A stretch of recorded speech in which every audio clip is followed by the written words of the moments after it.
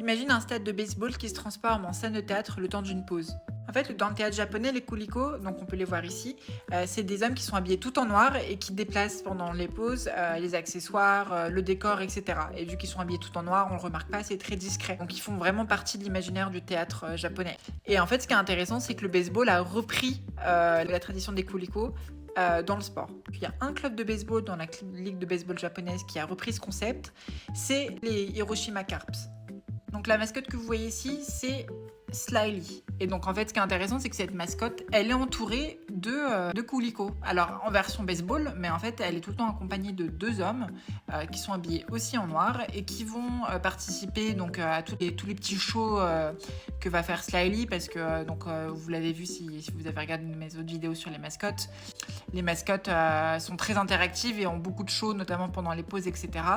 Et du coup, les personnes qui assistent Slyly pendant ces shows, donc c'est des mises en scène de combat notamment, etc., sont habillées tout en noir, comme dans le théâtre kabuki. Il y a un vrai lien entre baseball et théâtre. C'est un peu comme si le baseball était la version d'aujourd'hui du théâtre, dans le rapport affectif que peuvent avoir les Japonais avec le baseball, mais aussi même dans la mise en scène du baseball, parce que du coup, à la mi-temps, il y avait beaucoup de shows auxquels participent les mascottes, et du coup, dans le cadre des Hiroshima Carp, la mascotte est assistée de deux kuliko, et donc il y a plein de petits jeux, etc. entre eux. C'est-à-dire qu'effectivement, il y a des liens entre baseball et théâtre.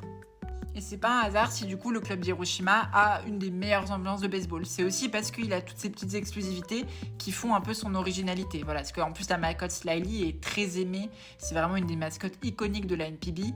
Et le rapport qu'elle entretient avec les deux kuliko qui l'entourent souvent dans tous les shows qu'elle va faire, bah ça y participe.